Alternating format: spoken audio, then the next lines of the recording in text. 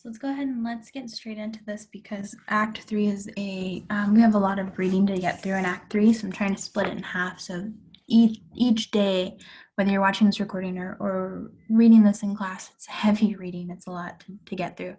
So in Act 3, we've had the death of Duncan, and we know by the end of Act 2 that Macbeth is taken over and he's the new king. And the only one so far that we have heard has an issue with this is Macduff.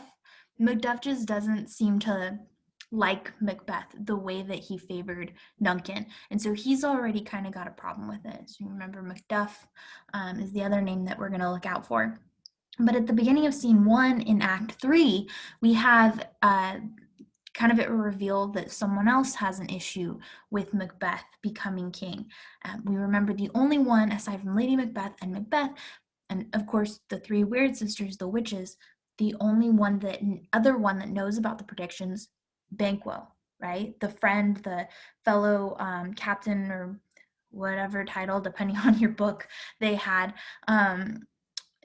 Whatever, he was there, he heard the predictions, so he knows that all of this is kind of falling in line with what the predictions said, right? And so Banquo here is going to open up the scene, speaking his mind on his own. We're at the palace and forest, which is the which is the palace of the king, right? And Banquo enters alone, deep in thought. So we're going to hear his thoughts first, and then Macbeth and Lady Macbeth and all of the other nobles are going to be coming in to join the scene. So let's go ahead and just dive right in. Cawdor, Glamis, all as the weird women promised. And I fear thou play'st most foully for't. Yet it was said it should not stand in thy posterity, but that myself should be the root and father of many kings. If there come truth from them, as upon thee, Macbeth, their speeches shine, why, by the verities on thee made good, may they not be my oracles as well, and set me up in hope? But hush, no more. Here's our chief guest. If he had been forgotten, it had been as a gap in our great feast, and all thing unbecoming. Tonight we hold a solemn supper, sir, and I'll request your presence. Let your highness command upon me, to the which my duties are with a most indissoluble tie for ever knit. Ride you this afternoon? Aye, my good lord. We should have else desired your good advice, which still hath been both grave and prosperous in this day's council, but we'll take tomorrow. Is't far you ride? As far, my lord, as will fill up the time twixt this and supper. Go not my horse the better, I must become a borrower of the night for a dark hour or twain. Fail not our feast. My lord, I will not. We hear our bloody cousins are bestowed in England and in Ireland, not confessing their cruel parricide, filling their hearers with strange invention. But of that tomorrow, when therewithal we shall have cause of state craving us jointly. Hie you to horse, adieu, till you return at night. Go Fleance with you. Aye, my good lord. Our time does call upon us. I wish your horses swift and sure of foot, and so I do commend you to their backs. Farewell. Let every man be master of his time till 7 at night.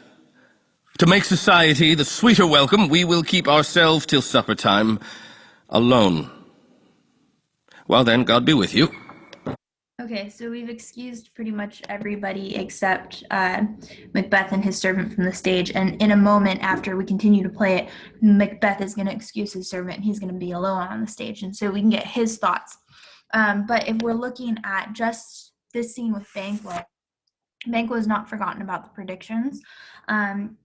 So I started a little, past the first line here, but thou hast it now, right? He's talking about Macbeth.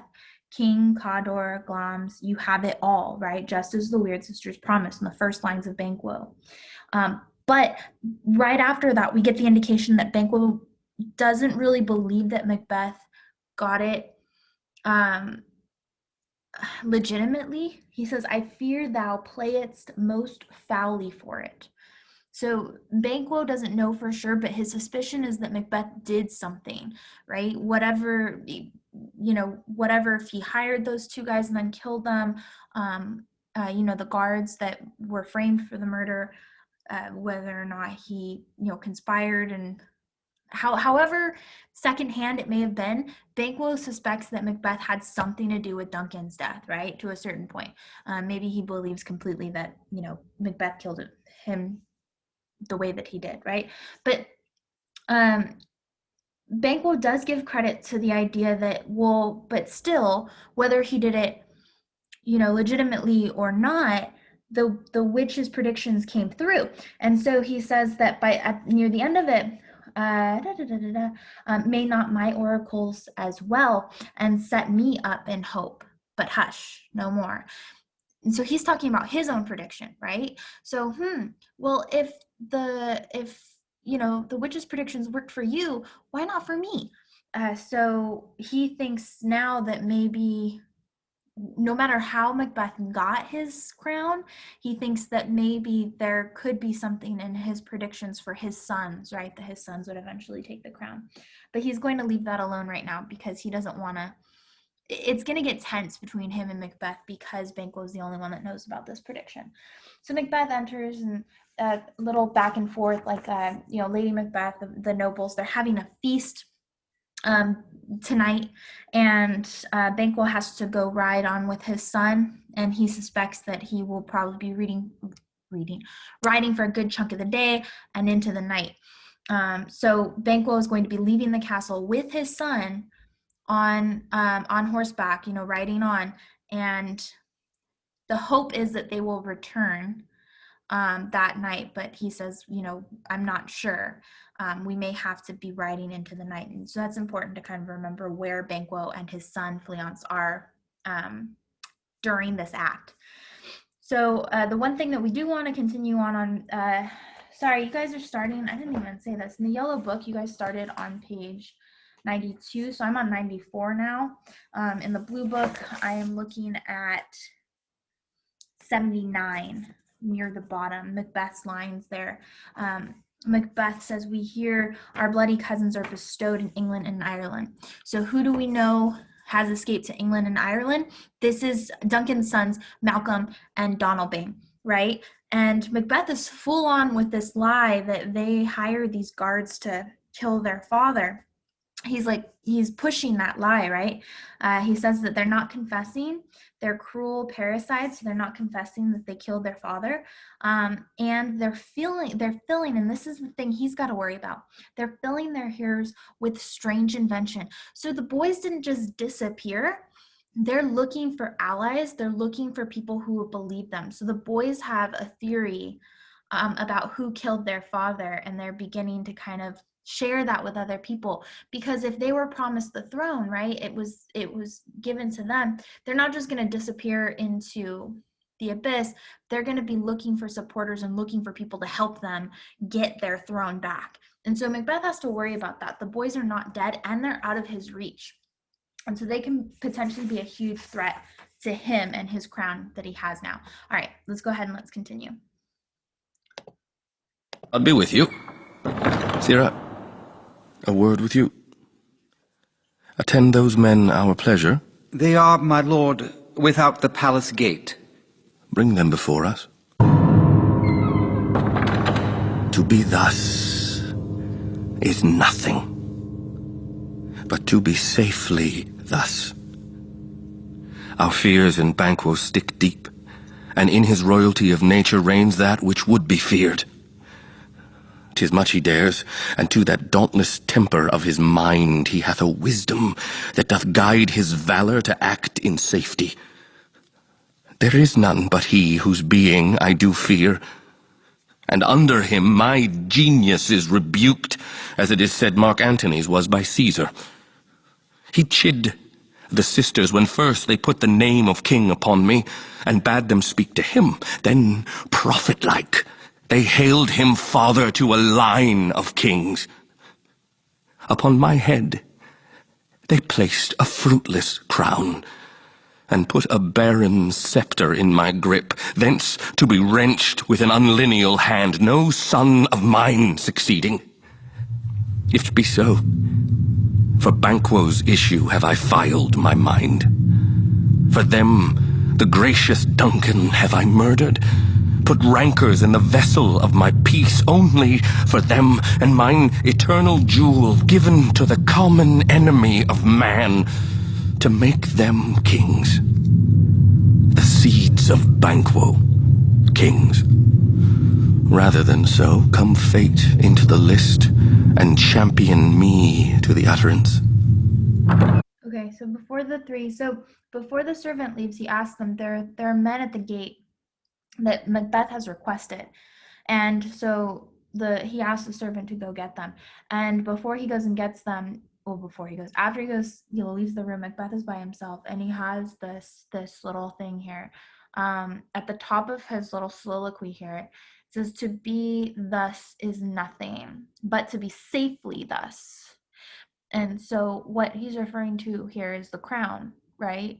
He has the crown on his head. He has what he wanted. But a big problem with that is it's not securely there. What's the point of having a seat of power if you're constantly looking over your shoulder for someone to take it away? And he has a lot of people that could take it away. So I think his least of his worries right now are the boys, are Malcolm and Donalbain, because the prediction never said anything about them. And that's kind of a mistake, not foreshadowing, giving things away here, because I want you guys to understand things and the way they unfold. It is going to be a mistake that he's kind of not fully thinking about Malcolm and Donalbain as a threat.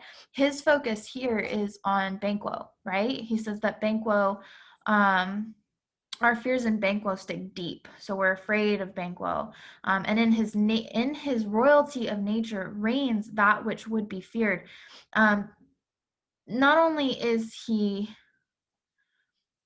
the prediction, but he has this. Banquo does have a strong leadership personality, so he's a little afraid that Banquo might kind of step in and do something. But remember, the prediction says nothing about Banquo. It says something about Banquo's sons. We go on further. We'll skip down a little bit. I'm trying to match up the lines here, but the lines are kind of off for you guys. He kind of mocks the situation. In the yellow book, we're on 56. In the blue book, we're on 61, the lines, 61 in blue, and then 56 in the yellow. He says, he chid the sisters when first they put the name of king upon me. So at first he made fun of them, right? And then bade them speak to him. So he asked them to give him a prediction, right? And then prophet like they hailed that he would father a line of kings. Upon my head they placed a fruitless crown. So he's going to enjoy the crown for however long he gets it, right? There's no guarantee that he's gonna have children, or he may be killed and replaced before he can even father children. So this idea of the fruitless crown, right? To bear fruit, to bear children. He'll never kind of create a line for anyone to succeed him, right? So if it be Banquo, go down a few lines there. If it be so, for Banquo's issue have I filed my mind. For them, the gracious Duncan, have I murdered. For rancors in the vessel of my peace, only for them, and mine eternal jewel given to the common enemy of man, to make them kings, the seed of Banquo kings. So that's a little wordy, a little confusing, but basically what he's saying. So I killed Duncan. I've sacrificed my sleep, I've sacrificed my peace of mind, I've sacrificed my innocence. Everything that I've given up to get this crown doesn't really mean anything for me, because I only get it for a short amount of time and I pass it on to nobody. And so his big beef right now, his big issue is he doesn't want to have sacrificed all of that for Banquo's sons. But that's what he's saying here. I've literally given my life, my peaceful life, to sons that aren't even mine, because they're the ones that are going to benefit from it, right? Not me. So it's a little frustrating for him at this point. So as we have these men come in, the book is very clear with who these people are. They call them murderers. So he's hiring murderers here in order to kill Banquo and his son in order to kind of get rid of that threat. Like I told you, he seems to think of Banquo as the ultimate threat here. So let's go ahead and listen to the conversation here. This is like a kill for hire. So this is very shady business. Macbeth doesn't want to be caught or associated with these two men. All right. Who's there? Now go to the door and stay there till we call. Was it not yesterday we spoke together?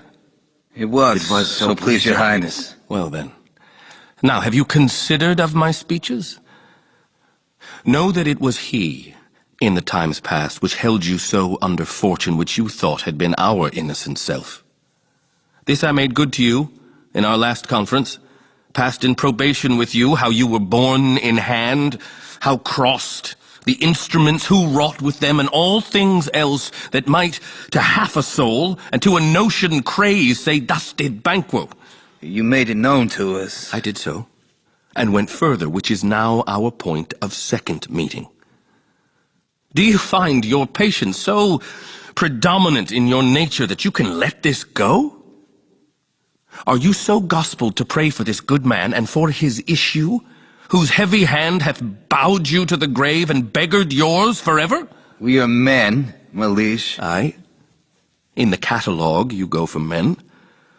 As hounds and greyhounds, mongrels, spaniels, curs, shuffs, water-rugs, and demi-wolves are clept all by the name of dogs. The valued file distinguishes the swift, the slow, the subtle, the housekeeper, the hunter, every one according to the gift which bounteous nature hath in him closed, whereby he does receive particular addition from the bill that writes them all alike, and so of men.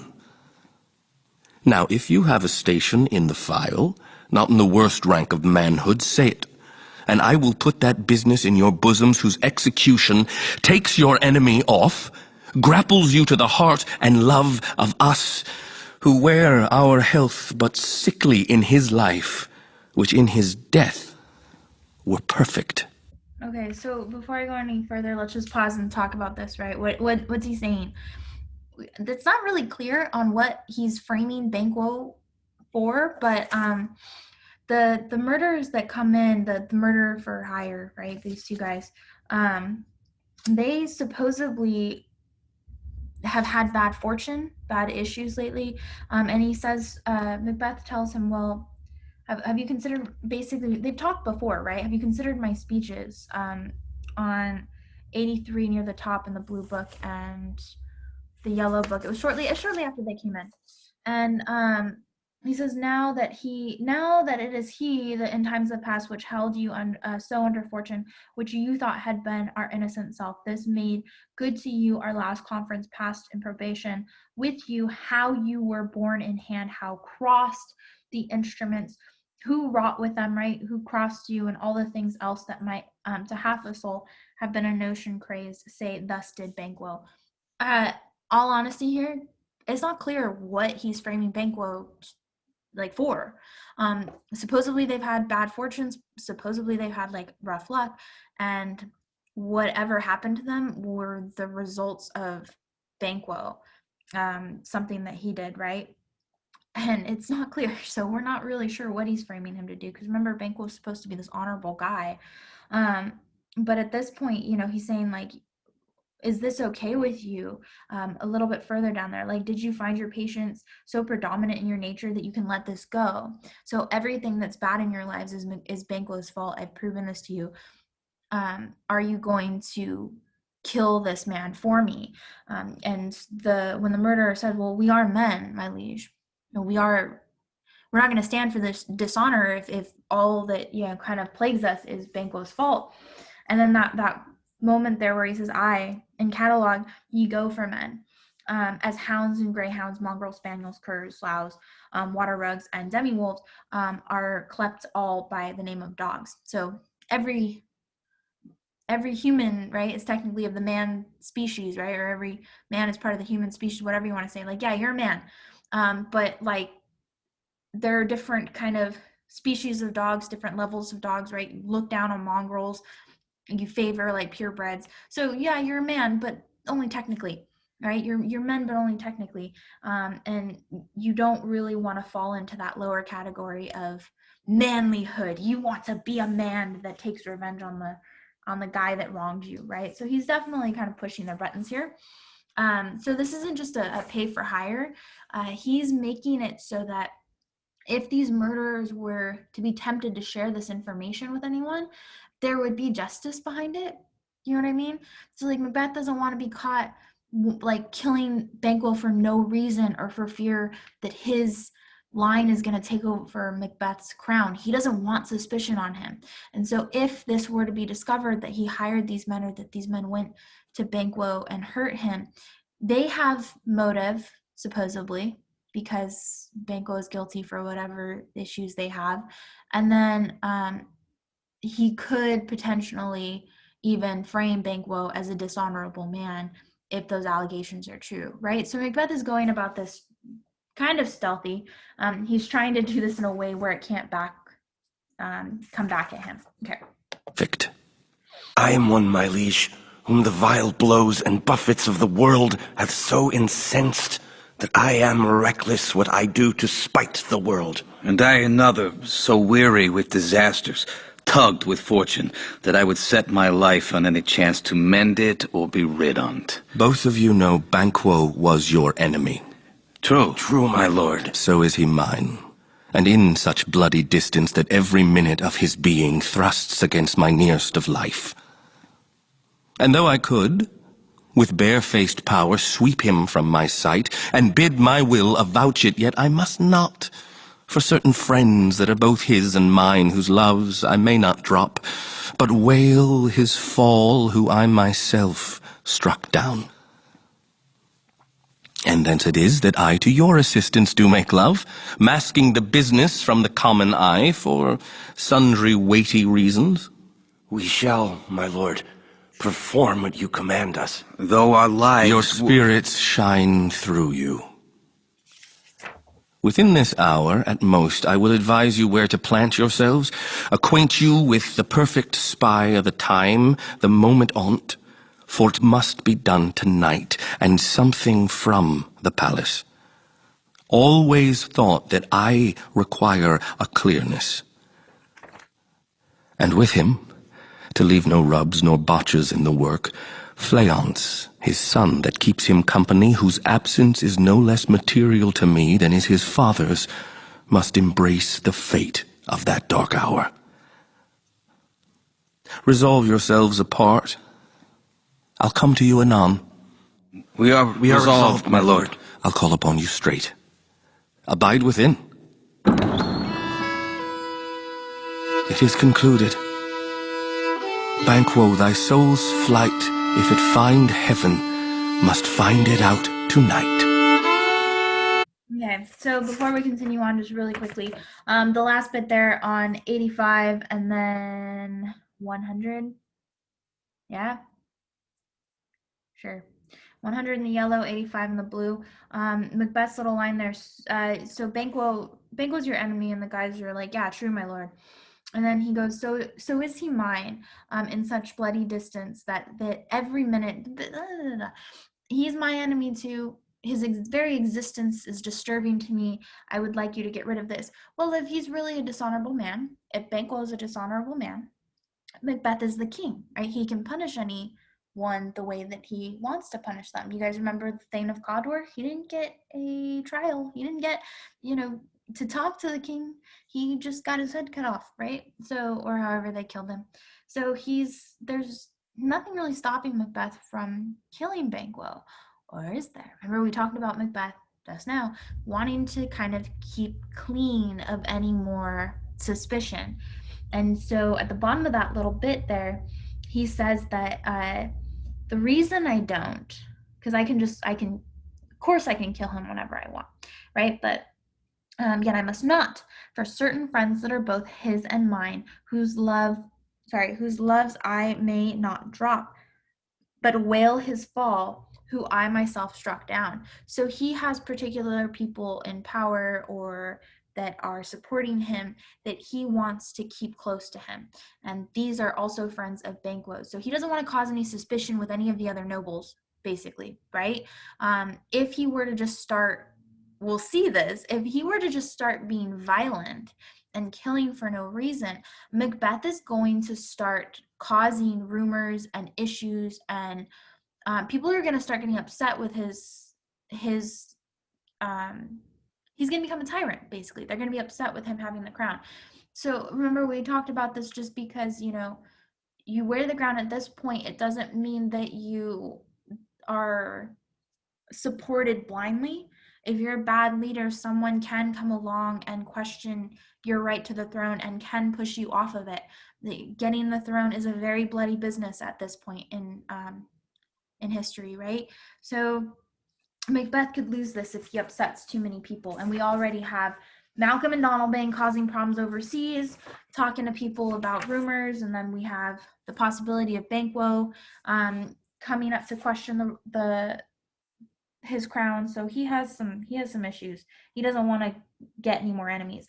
And then finally, that last bit before he closed the scenes, before the murder, said, we are resolved. He did add in that he also wants Fleance dead as well. He says, Fleance that keeps him company, whose absence is no less material to me than his father's, must embrace the fate of that dark hour. So I don't really care for the son either. Like, he's not a big it's not a big deal if he were to disappear as well. So you need to kill him. So he's going to be with him. So he's basically condemned Banquo and his line to death, right? So we're going to go ahead and scene 2 here.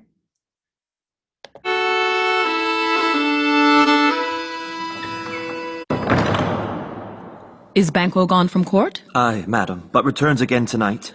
Say to the king I would attend his leisure for a few words. Madam, I will.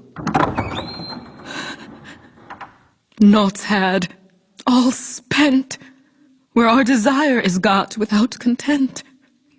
'Tis safer to be that which we destroy than by destruction dwell in doubtful joy.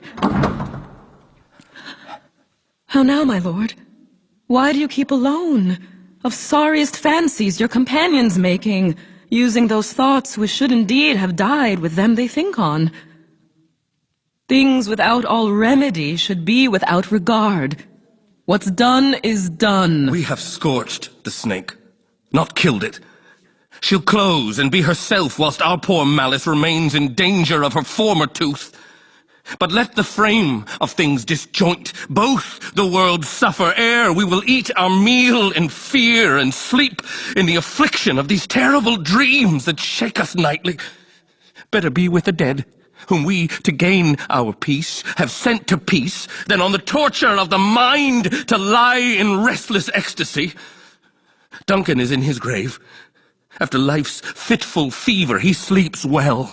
Treason has done his worst, nor steel, nor poison, malice, domestic, foreign levy, nothing can touch him further.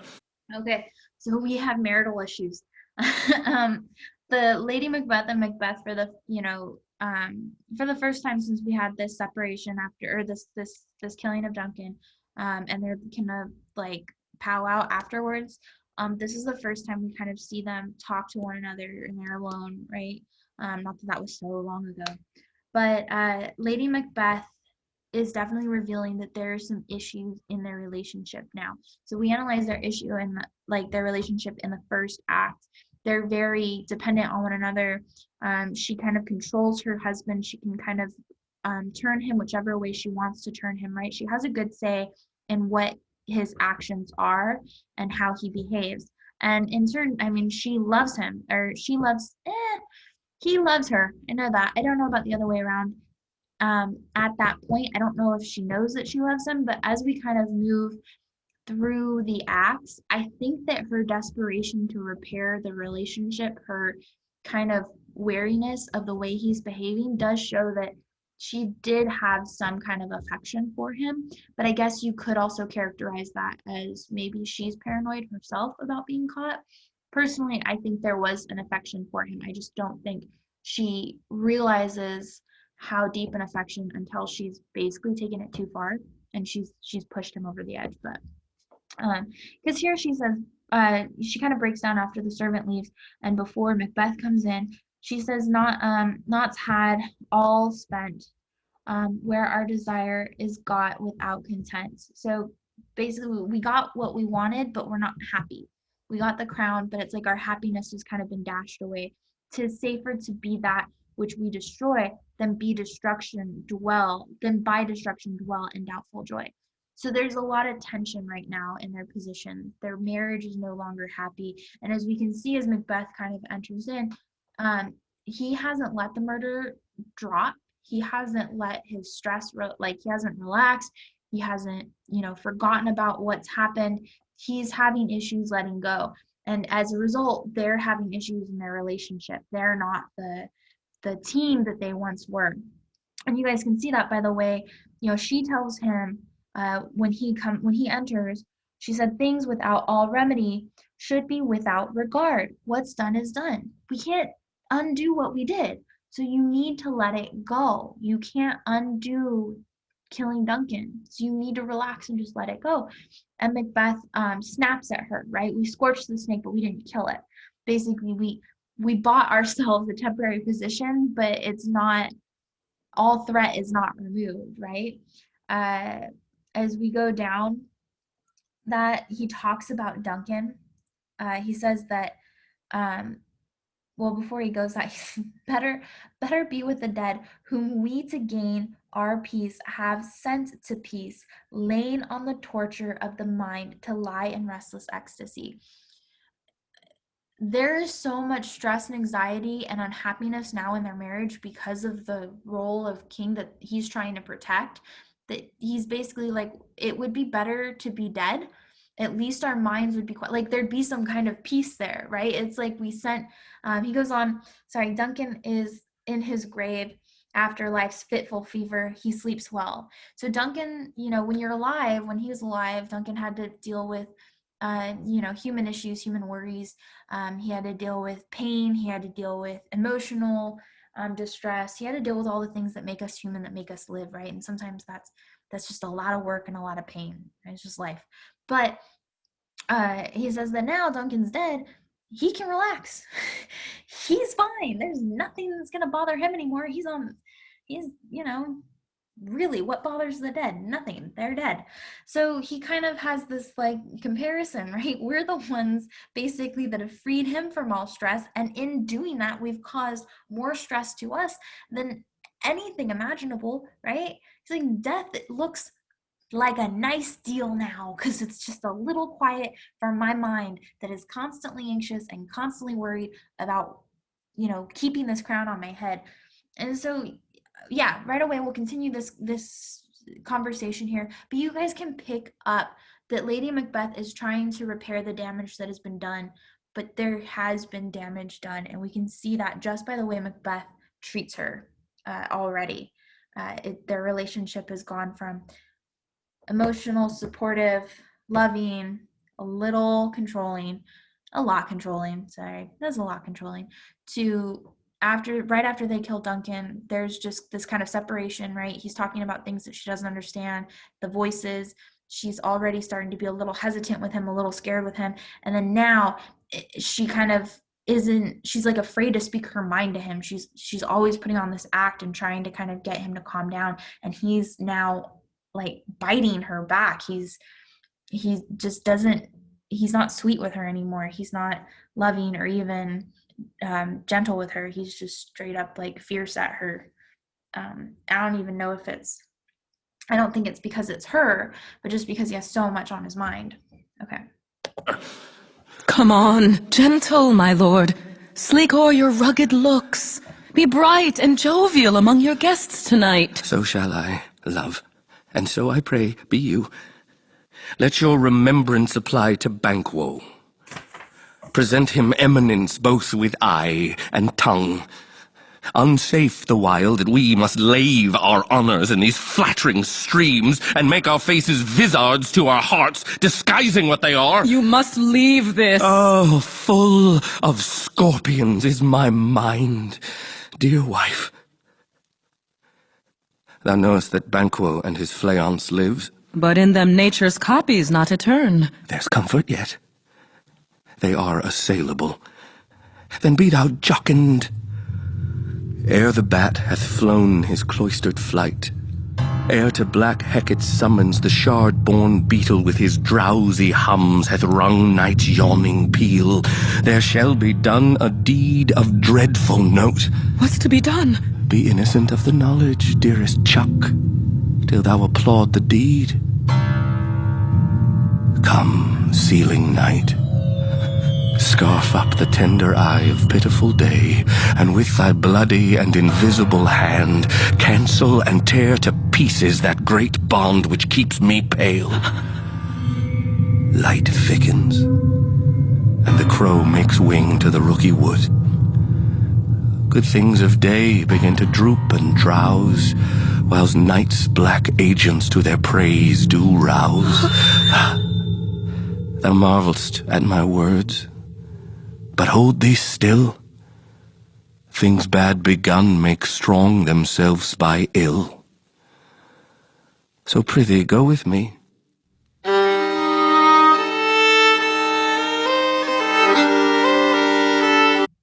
So at this point, I think we're a little worried. Um, a big thing that happens here is, she continues to try to calm him down, and every time he uses these words, love, I think he calls her dear wife too. Again, we have this like bite behind it. And then the biggest kind of insult I think that you could do to Lady Macbeth, period, is he makes plans without her. So does she know that he's hired these murderers to kill Banquo? Well, obviously not. He begins to talk about Banquo here, right? Because she says you get your stuff together. We're gonna have a party, and she tries to do that old Lady Macbeth thing, right? Get yourself together. We're gonna have a party. You need to be happy. You need to be smiling for our guests. And he brings up Banquo. And she says you need to leave it. Banquo and his son, they're not immortal. Like, things can happen to them still. They're not our biggest worry right now. My biggest worry is you, right? You're not acting right. And then 41, that's where we are. You're basically on page 106 in the yellow, 91 in the blue. Macbeth's line, oh, full of scorpions is my mind, dear wife. Thou knowest that Banquo and his fleance lives, right? So that's his biggest worry, the poisoners of his mind. And he says, yet there's comfort yet. They are assailable, right? They can be killed. We can get rid of them. And her response to that is, what are you doing, right? What's to be done? What's going on with you? What are you planning on doing? And he basically shuts her out. He says, be innocent of the knowledge, dearest Chuck, till thou applaud the deed. So for the first time here, remember, he wrote that letter about the witches, giving him the prediction. He came home right away and shared all of the information with her. The murderer, again, shared all of his thoughts, all of his hesitations. And here for the first time, he's cutting her out. He's basically pushing her out of his business and says, you just watch. I will take care of this, right? So she does know about the murders for Banquo, and she's being pushed out of the knowledge of it, right?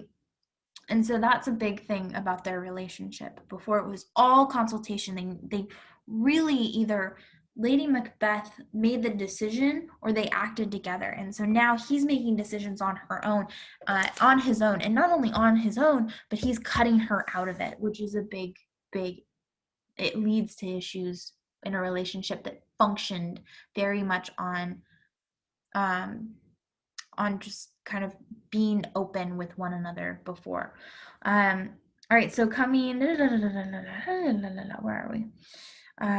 Near the end there of Macbeth's little thing, right? He talks about the night come, sealing night come, because with night, right, with the end of this day, Banquo, like with Duncan, right, he kind of just wants it to be over.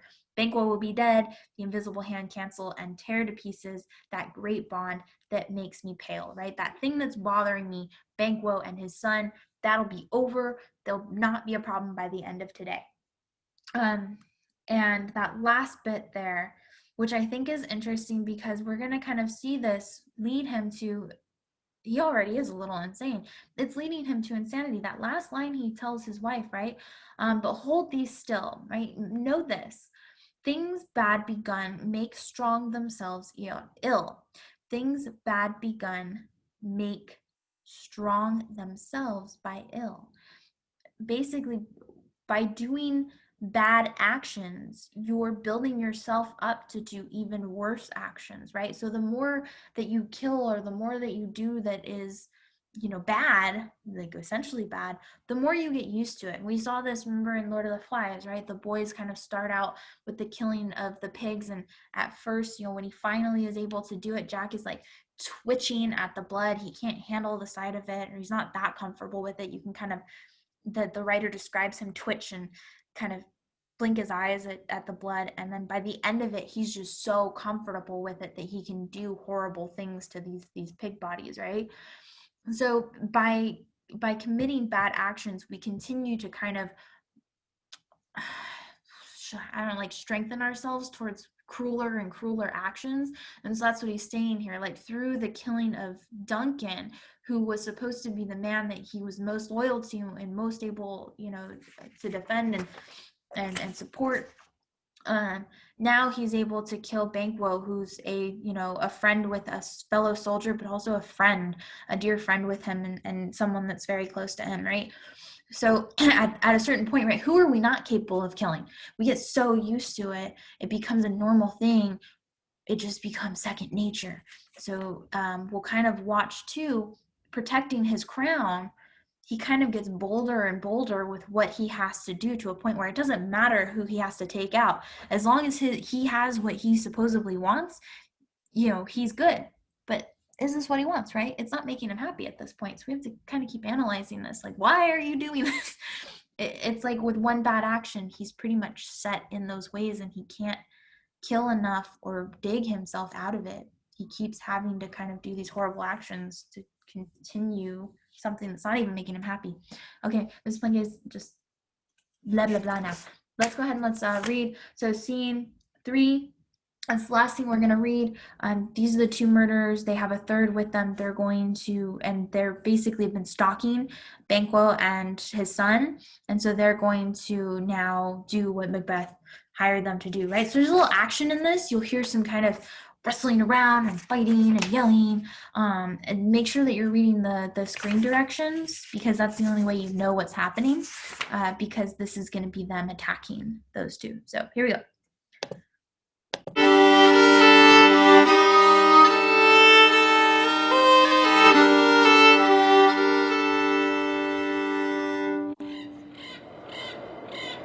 But who did bid thee join with us? Macbeth.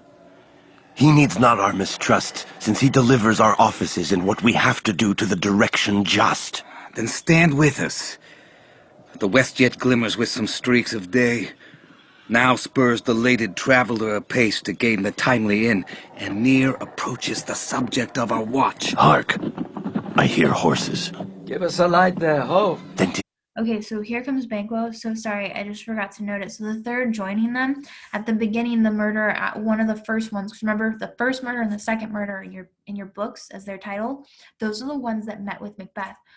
A third one shows up, and the first murderer asks, like, well, who sent you? And the third murderer responds, well, Macbeth.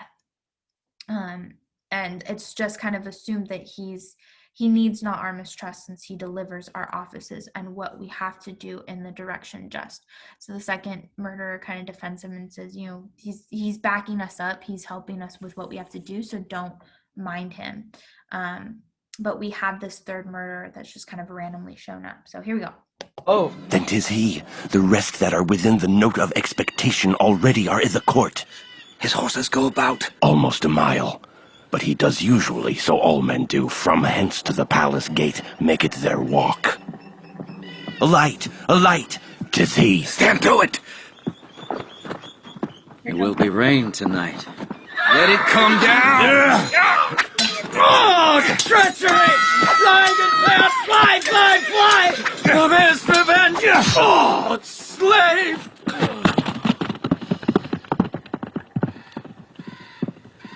Who did strike out the light? Was not the way? There's but one down. The sun is fled.